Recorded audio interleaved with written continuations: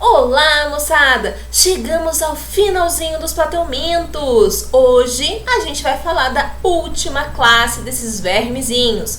Mas antes a Pro trouxe aqui uma tirinha do Garfield só pra gente dar aquela relaxada antes de dar-lhe estudar um pouquinho mais desses vermes achatados. Então aqui o Jim, ele vai contar pro Garfield como que foi o encontro dele com a Liz. Então ele fala: Liz e eu fomos jantar e depois assistimos a uma palestra veterinária.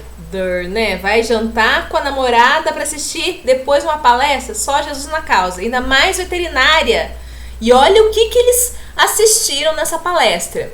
O título era O Ciclo de Vida de uma Tênia. Gente, só Jesus na causa, né? Aí ele falou assim: poxa vida, eu não devia ter pedido espaguete. O Garfield, né, sempre com fome.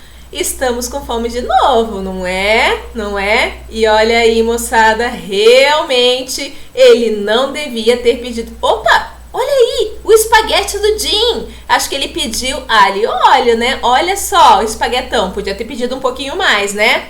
Espaguete, se vocês estiverem aí assistindo a aula da Pro perto do almoço, ou então perto da janta e tiver aquela macarronada ou aquele espaguete alho e óleo, vão lembrar na hora, né? Porque olha só isso, galera! Espaguete? Só que não, isso daí são tênias! As principais representantes da nossa última classe, dos cestódios. E olha aí, moçada, bem característico, né? Aquela forma achatada dorso-ventralmente, que dá nome, inclusive, aos plateumintos. Então, ela é bem chatinha, comprida, enorme, gigantesca, a gente vai ver daqui a pouco, mas ela é bem achatadinha e parece mesmo uma macarronada, não é? Fala sério, parece sim. Então, os principais representantes seria essa Tênia solium e essa carinha aqui, bem fofinha, que é a Tênia saginata. Olha aqui as ventosinhas dela, gente. Olha que coisa mais meiga do mundo. Essas tênias, elas, para conseguir completar o seu ciclo de vida, elas vão precisar de 2 hospedeiros diferentes. Um desses hospedeiros seremos nós, Senhor, mas vamos ser nós. E o outro hospedeiro vai depender qual é a espécie. Se for a Tênia solium, o hospedeiro vai ser o porco. E se for a Tênia saginata, o hospedeiro vai ser os bovinos. Então precisa de 2 hospedeiros diferentes. E a gente viu lá, quando falamos dos trematódios, que o ciclo lá do esquistossomo também precisava de 2 hospedeiros diferentes para se completar. Por isso, assim como a gente viu lá, o ciclo da tênia também ele é heteroxeno, ou seja, precisa de 2 hospedeiros diferentes para completar o seu ciclo. Só que vai ter uma diferença. Enquanto lá era um ciclo heterogenético, porque tinha 2 formas de reprodução diferentes, uma assexuada no intermediário e uma sexuada no definitivo, aqui o ciclo da tênia vai ser monogenético, porque como vocês vão ver, vai ter um tipo de reprodução. E olha, galera, tênia precisando de hospedeiros, hospedeiros tem tudo a ver com parasita, elas são endoparasitas. E como todo bom endoparasita, elas vão ter uma cutícula que vai revestir o corpício delas, para evitar que os ácidos dos hospedeiros possam prejudicar a sua estrutura. Mas antes de falar um pouquinho mais sobre essa tênia, a Pro trouxe aqui um trecho do filme do House. Quem não assistiu, dá um Google lá, procura no YouTube, bem legal, vai ser bem bacana, vocês vão adorar. E só para explicar o que está acontecendo aqui, o House, ele estava tratando essa moça, ela tem uma doença rara, ela não sente dor e ela estava bem capenga. Ela desmaiava um monte, estava quase morrendo, ninguém sabia o porquê, perdia nutrientes, ninguém descobria o motivo, até que ele, junto com a sua equipe lá, conversando, discutindo, trocando ideia, ele teve aquele, estalo e percebeu o que poderia ser. Correu com ela lá para a sala de cirurgia e olha aí, cortou a barriga bem na porção de baixo do abdômen. Todo mundo assim horrorizado, né? Porque ele não deu anestesia, mas ó, ela gritou de pura manela, não sente dor mesmo. E olha o que ele descobriu. Gente, olha que tudo! Macarrão não, né, gente? Espaguete não. Tênia. E olha o tamanho. Percebam ela, gigantesca. Vai, volta, Tênia. Gigantesca, fininha e cheia de gominhos, que a gente já vai verificar o que são esses gominhos. Olha aqui tudo, galera. Mas também dá até um medo, né? Bens a Deus, misericórdia. Por mais que seja um filme, realmente a Tênia, ela é gigantesca. Ela pode atingir mais de 10 metros. Pensa um trem com 10 metros no nosso intestino delgado. Gente, meu Deus do céu, né? Dá até giriza. Mas pode atingir mais de 10 metros. Por isso que ela é às vezes chamada de forma carinhosa como solitária. E justamente por ter mais de 10 metros, é de se entender o porquê que ela vai ser, em geral, sozinha ali no nosso intestino delgado. Então, bora lá. Uma característica que é bem importante dessas tênias é que, como elas são parasitas e especialistas em absorver os nossos nutrientes já digeridos, então olha só que danadinha, ela não tem trabalho nenhum, né? Ela já pega o que foi digerido pela gente. Por isso, elas não têm sistema digestório. Nem precisa mesmo, né? Porque ela já vai pegar tudo prontinho, tudo certinho, tudo digerido. Então, elas não apresentam sistema digestório. Diferente dos outros lá, dos turbelários, dos trematóides que tinham sistema digestório incompleto, aqui no sistema digestório. Ela já pega tudo prontinho, perfeitinho, digerido pelo hospedeiro. Danadinha essa tênia, hein?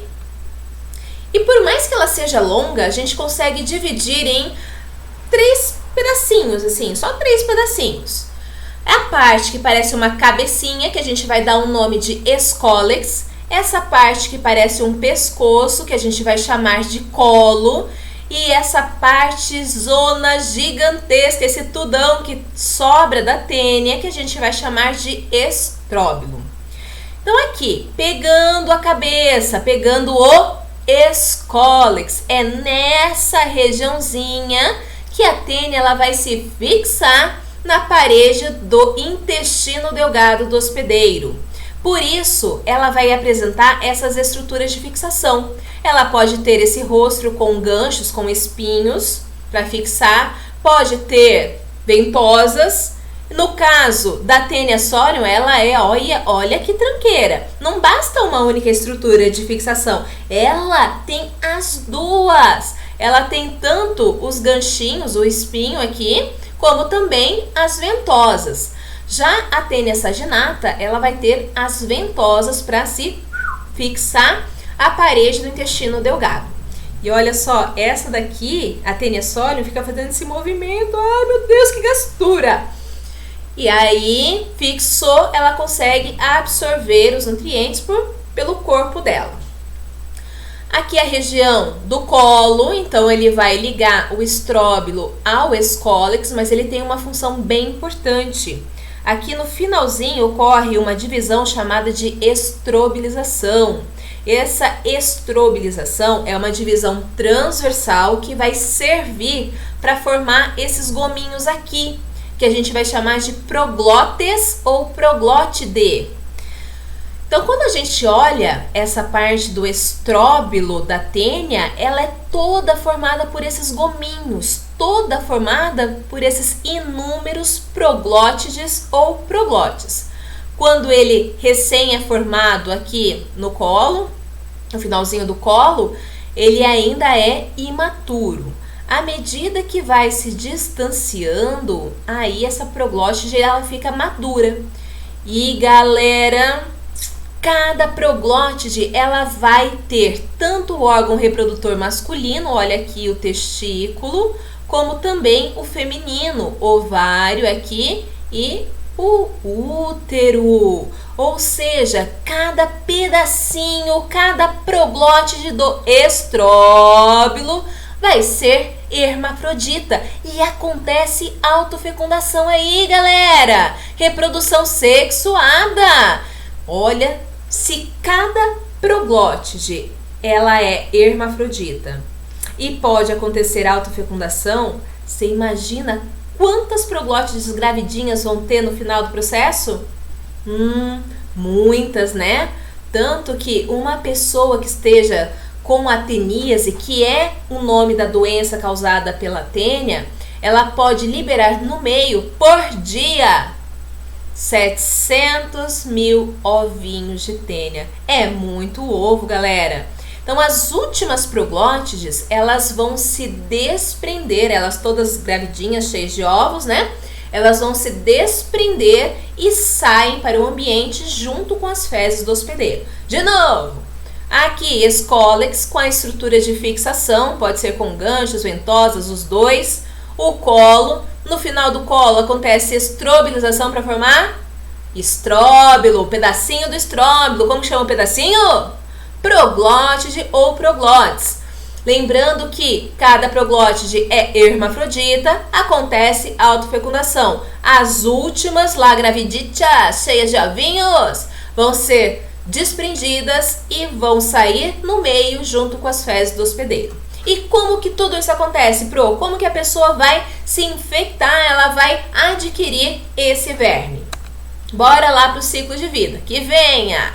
Então, lembrando, galera, a Pro falou que para a tênia completar o seu ciclo de vida, ela vai precisar de 2 hospedeiros diferentes. Nós vamos ser o hospedeiro definitivo e, dependendo qual é a espécie de tênia, se for uma tênia solium, o porquinho, ele vai ser o hospedeiro intermediário, e se for uma tênia saginata, o boi é que vai ser o hospedeiro intermediário. Só lembrando, por que que o boi e o porco são hospedeiros intermediários? Estão lembrados? Porque eles vão carregar, eles vão estar com a forma larval do verme, enquanto que nós vamos ter a forma adulta do verme. E como a Pro falou, ele é um ciclo heteroxeno, como acontecia lá com o esquistossomos, só que diferente do que a gente viu lá, que era um ciclo heterogenético, porque tinha 2 formas de reprodução diferentes, uma assexuada e uma sexuada, aqui nós vamos ter uma única reprodução que acontece aqui na gente, no hospedeiro definitivo, como a Pro falou. A tênia adulta, lá nas proglótides maduras, vai acontecer a autofecundação, vai ficar gravidinha, vai ter ovinhos, e aí vai sair no meio as últimas, né, junto com as fezes. Portanto, autofecundação, reprodução sexuada. Como acontece aqui, uma monogenético. Então, vamos supor lá, essa pessoa, então, estava contaminada, acabou fazendo o número 2 em um local inadequado, deu aquele revestrez, não conseguiu chegar no banheiro, fez lá no matinho mesmo. Só que essa proglótide que está cheia de ovinhos, quando cai no meio, ela vai se desintegrar e vai ficar os ovinhos. Eles podem contaminar alimentos, podem contaminar a água. Então, quando esses animais forem se alimentar com uma comidinha que esteja contaminada com os ovos, ou tomar a água com esses ovinhos, ele vai pro estômago, esse ovinho, a casquinha ela vai ser dissolvida e vai liberar o embriãozinho.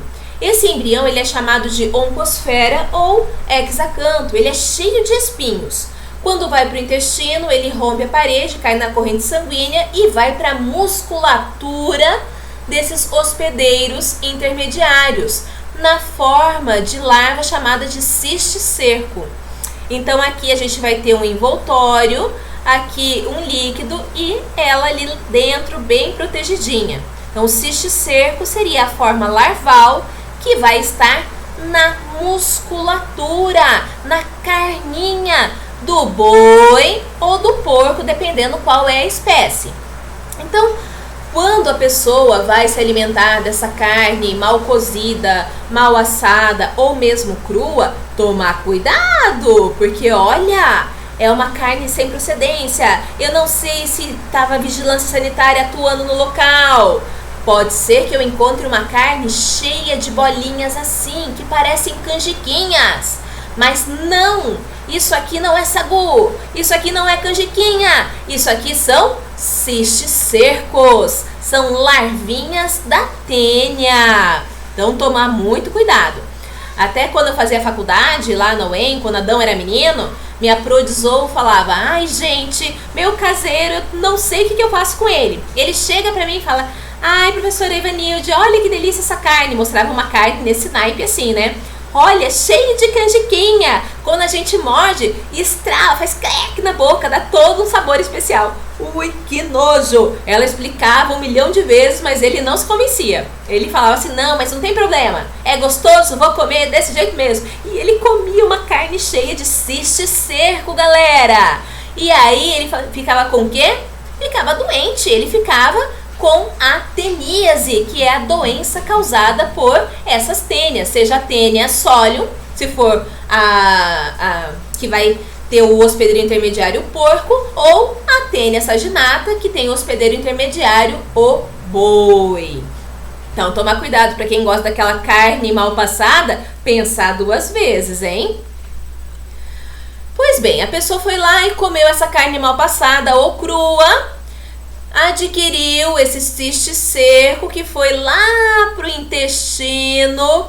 Esse escólex, ele estava invertido. Quando chega no intestino, ele vai evaginar, ele vai everter, ele vai para fora e vai conseguir se ligar à parede do intestino. Lembrando que vai ficar lá no intestino delgado e vai se desenvolver e ficar adulto. Aqui a gente tem uma imagem de uma colonoscopia, mostrando a pessoa com a teníase. Olha aí, ela se mexendo, olha que tudo, gente! Parece um espaguetinho mesmo, não parece? Ela é bem achatadinha, então por isso que ela consegue ser gigantesca. Lembra?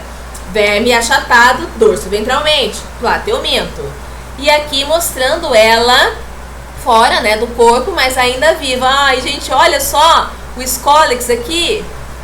E aqui o estróbilo, né, cheinho de proglótides. Lembrando que a pessoa, essa aqui que está contaminada, se ela fizer o número 2 em um local inadequado, ela pode estar liberando no ambiente mais de 700 mil ovos. Bens a Deus, né? E daí não tem jeito, vai contaminar, seja o porquinho, seja a vaquinha. E quando a gente for comer essa carne contaminada, se não tiver bem passada, a gente vai ter a teníase, beleza? Então, de novo, ó, o boi ou o porco são os hospedeiros intermediários, porque ele vai abrigar a forma larval. Nós somos o definitivo, porque abrigamos a forma adulta, e é onde acontece a reprodução sexuada, tem autofecundação ali. A pessoa contaminada liberou proglótides grávidas com ovos. Os ovos vão cair no solo, contaminar a comida, contaminar o vegetal, a fruta, o que ele for comer. Pode contaminar a água. Vem esses hospedeiros intermediários, se alimentam do ovo, vai lá para o estômago, vai liberar, vai eclodir o embriãozinho, a oncosfera, que é o embriãozinho que tem os espinhos. Ele vai para o intestino, consegue romper, cai na corrente sanguínea, vai lá para a musculatura na forma da larvinha cisticerco, que está o escólex invertido. A pessoa comeu a carne contaminada, vai lá para o intestino, vai ocorrer a eversão, ele vai evaginar e vai se ligar à parede do intestino delgado. Lá as últimas proglótides a toda, a 1000, só na autofecundação. Ficaram gravidinhas, milhares de ovos, libera no solo e acontece tudo de novo. Mas aí, galera, quando a gente é o hospedeiro definitivo e eles o intermediário, essa é uma doença que é chamada de teníase. A pessoa às vezes nem sabe que tem, ela é assintomática. Outros vai ter uma dor abdominal, vai ter uma perda de apetite, uma certa náusea, mas assim, Nada muito assim grave, que vai, olha, meu Deus do céu, vai matar com certeza. Não, também porque se ele é um verme, ele é um parasita, se por um acaso matar o hospedeiro, ele acaba morrendo também. Então não é o interesse do parasita matar o seu hospedeiro. Mas pode ser que tenha ali uma inversão na hora da alimentação. E em vez do porco comer o alimento ou ingerir a água contaminada com os ovinhos, a gente vai fazer esse papel. Nós é que vamos ser agora o hospedeiro intermediário. E aí, galera, isso só vai, o que a Pro vai falar agora, isso só acontece quando a gente está falando da Taenia solium, tá? A Taenia saginata, isso não vai acontecer. Então, quando a gente está ingerindo uma verdura, uma fruta, tomando uma água que não é fervida ou filtrada, que esteja com os ovinhos, nós vamos ingerir esses ovos, eles vão eclodir lá no estômago da mesma forma. Vai liberar o embriãozinho, lá, a oncosfera, vai lá no intestino, rompe a parede, já que ele tem os espinhos, cai na corrente sanguínea, e aí, na forma de cisticerco, ele vai se fixar, seja na musculatura, no olho, em algumas partes do corpo.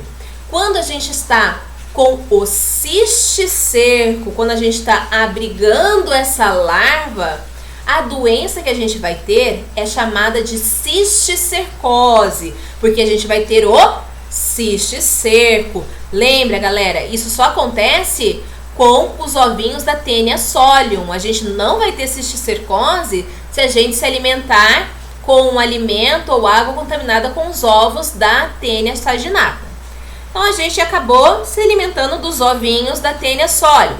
Esse cisticerco, vamos supor que ele acabou indo para uma musculatura, foi para a língua. Então olha aqui, cisticerco na língua. Ah, mas foi para outra musculatura, bem mais importante. Pode ser que ele tenha ido para o coração. Olha a situação, galera. Lotado. Muitos cisticercos.